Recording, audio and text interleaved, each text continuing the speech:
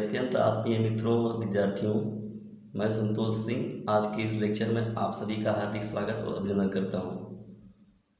भारत की राज्य व्यवस्था के आज द्वितीय भाग संसद का हम सभी अध्ययन करेंगे।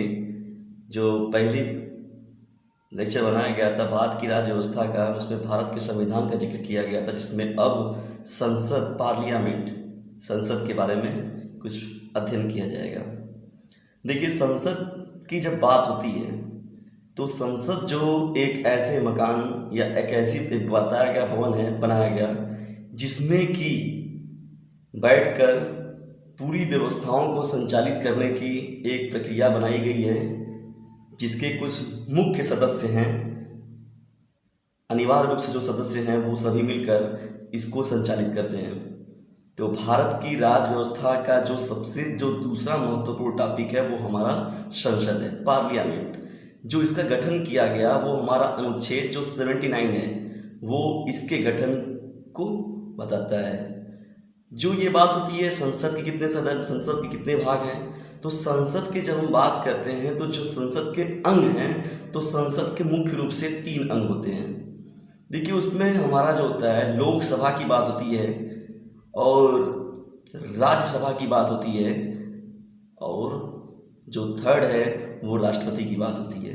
यानी ये जो तीनों मुख्य जो हैं इस सदस्य के संसद के, ये तीनों मुख्य अंग होते हैं। यानी किसी भी प्रक्रिया को संचालित करने के लिए संसद में इन तीनों की उपस्थिति अनिवार्य है। तो उसमें आइए हम देखते हैं कुछ चीज़ों को अपने। जैसे लोकसभा की बात होती है, लोकसभा के बारे में अगर हम बात करें तो लोकसभा का जो गठन है, तो लोकसभा का जो गठन हुआ वो 6 मई 1952 को किया गया। और जो लोकसभा का संगठन होता है उसका जिक्र जो है वो अनुच्छेद 81 में किया गया। लोकसभा को प्रथम सदन कहा जाता है और इसे संसद का निम्न सदन कहा जाता है और अस्थायी सदन भी कहा जाता है इसे। इसका प्रत्यक्ष रूप से जो लोकसभा के सदस्य का चुनाव होता है वो प्रत्यक्ष रूप से जनता द्वारा होता है। जनता द्वारा होता है, ये प्रतिनिधि चुनकर आते हैं और ये सभी अस्थायी सदन कहा जाता है। अब देखिए, सबसे जो महत्वपूर्ण रेटिंग इसकी है वो अधिकतम संख्या देखिए इसकी जो अधिकतम होती है 552। इसमें 530 हमारे राज्यों से चुने जाते हैं, 20 जो होते हैं वो केंद्र शासित राज्यों से सदस्य चुने जाते हैं और 2 जो होते हैं मनोनीत सदस्य किए जाते हैं। यानी इन्हें राष्ट्रपति जो हमारे होते हैं वो चुनने का उन्हें अधिकार है। जो वर्तमान संख्या है हमारी, वर्तमान संख्या 545 है, जिसमें 530 राज्यों से चुने जाते हैं और जो 13 है वो हमारे केंद्र शासित राज्यों से और 2 जो है वो राष्ट्रपति चुनते हैं। न्यूनतम जो आयु है लोकसभा के जो सदस्य होने की जो न्यूनतम आयु है वो 25 वर्ष होनी चाहिए। ये छोटे एग्जामों में ज़्यादातर देखने को मिलता भी है। और सबसे इम्पोर्टेंट जो है लोकसभा का सभापति जो होता है लोकसभा के अध्यक्ष या स्पीकर। हम लोग देखते भी हैं कि कभी कभी संसद की चीज़ों को न्यूज़ चैनल पर हम लोग देखते हैं तो उसमें एक स्पीकर होता है जो कि सभी लोगों को संबोधित करता है, तो वहाँ से भी आप चीज़ों को समझ सकते हैं। तो वही लोकसभा का सभापति होता है। हमारे देश में जो बनाया गया था, जब संसद को बनाया गया तो उसके जो प्रथम लोकसभा अध्यक्ष चुने गए गणेश वासुदेव मावलंकर जी को चुना गया।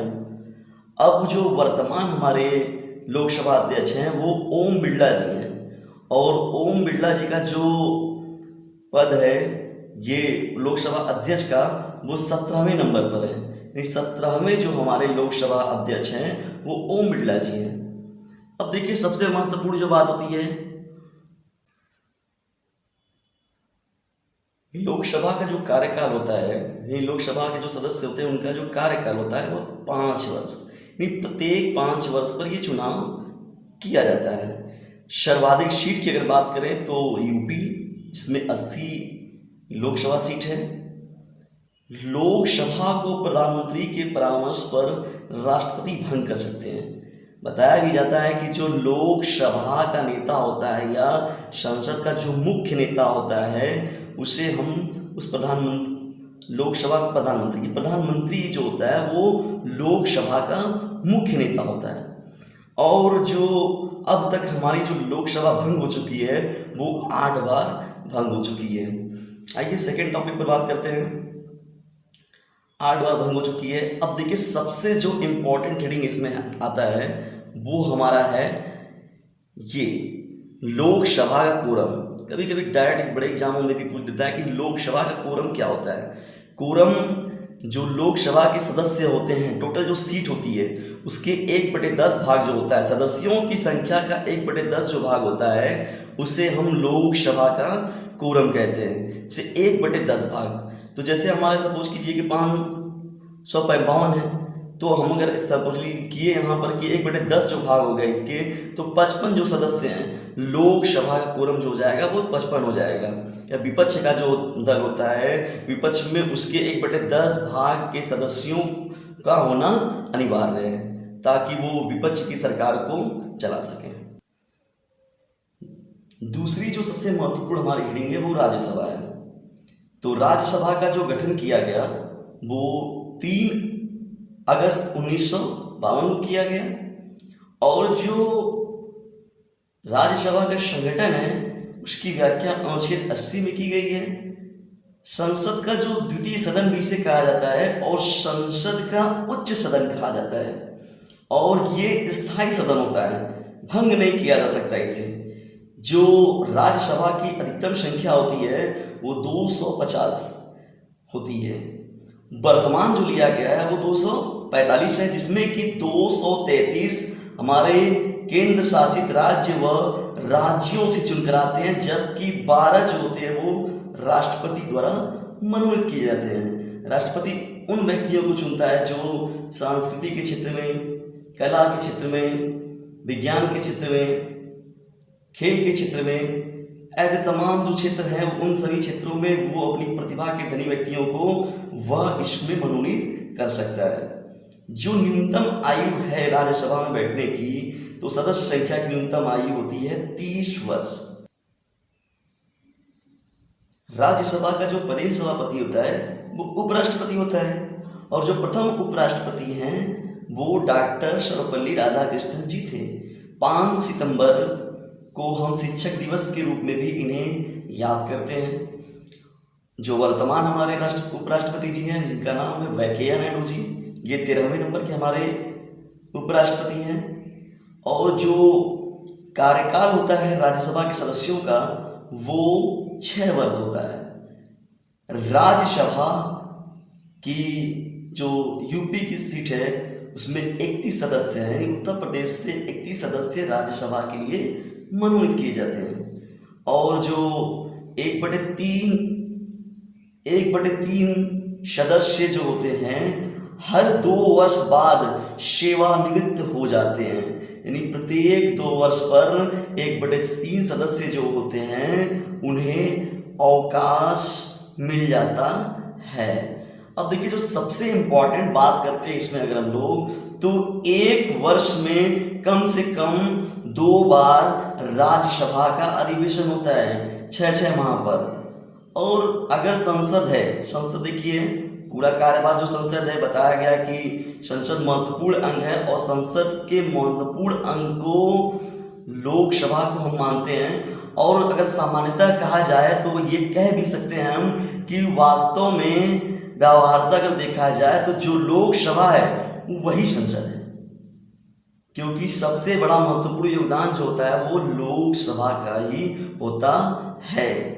और देखिए ध्यान से यहाँ पर, और कोई भी विधेयक अगर संसद पार्लियामेंट है अगर वो किसी विधेयक को बनाती है, तैयार करती है, तो उसे जब राज्यसभा को दिया जाता है, राज्यसभा के पास पारित किया जाता है, तो 14 दिन का समय दिया जाता है राज्यसभा को उस विधेयक पर विचार करने के लिए। ये भी एक इंपॉर्टेंट क्वेश्चन है। तो 14 दिनों के समय दिया जाता है उस विधेयक पर विचार करने के लिए। उसके बाद जो होता है लोकसभा उस विधेयक को वह पास कर सकता है। तो ये जो हमारे संसद के, अब देखिए तीसरी जो सबसे महत्वपूर्ण हेडिंग हमारी आती है, इन दोनों के बीच जो होता है कोऑर्डिनेटर का कार्य करते हैं। यानी जो हमारे राष्ट्रपति जी, जो तीसरे हमारी व्यवस्था आती है, तीसरी व्यवस्था, वो राष्ट्रपति जी हैं। संसद के जो तीसरे अंग है वो राष्ट्रपति जी हैं, जो कि राज्यसभा और लोकसभा दोनों ही अधिवेशन को बुलाते हैं। इन दोनों ही अधिवेशनों को हमारे राष्ट्रपति जी ही बुलाते हैं। और जो राष्ट्रपति जी के विषय में बारे में जिक्र किया गया है, बात की गई है, वो अनुच्छेद 52 में की गई है। और देखिए आप नीचे समझ भी सकते हैं कि कार्यपालिका का जो वैधानिक प्रधान होता है, कार्यपालिका का वैधानिक प्रधान राष्ट्रपति ही हमारे होते हैं उस संसद के। और देखिए प्रथम व्यक्ति, हमारे देश का जो नायक होता है, प्रथम व्यक्ति के रूप में भी हम राष्ट्रपति जी को ही मानते हैं। और ये कोई भी अगर प्रदेश के प्रतिनिधि के रूप में भी अन्य देशों के यहाँ पर राष्ट्रपति जी को ही भेजा जाता है। और दोनों ही अधिवेशन को राष्ट्रपति ही बुलाते हैं, ये भी इंपॉर्टेंट क्वेश्चन है। और संयुक्त अधिवेशन की जो अध्यक्षता होती है वह लोकसभा अध्यक्ष ही करता है, यानी जो अधिवेशन की अध्यक्षता है वो लोकसभा अध्यक्ष कर रहे हैं, जबकि इन्हें बुलाने का जो कार्य कर रहे हैं हमारे वो राष्ट्रपति कर रहे हैं। और तीसरा सबसे इंपॉर्टेंट देखिए जो बात की गई है, जो प्रथम राष्ट्रपति हमारे हैं डॉक्टर राजेंद्र प्रसाद, ये हमारे प्रथम राष्ट्रपति थे। और जो वर्तमान राष्ट्रपति हमारे हैं रामनाथ कोविंद जी, जो कि 14वें नंबर के राष्ट्रपति हैं, यानी भारत देश के 14वें नंबर के जो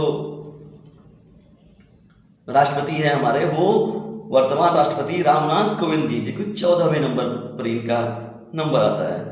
तो ये जो हमारे संसद के कुछ मुख्य सदस्य थे संसद के, जो कि 3 अंगों में उनका अध्ययन करते हैं, लोकसभा, राज्यसभा और ये राष्ट्रपति के रूप में। तो इन सभी चीज़ों को अच्छे से आप देख लीजिए। धन्यवाद।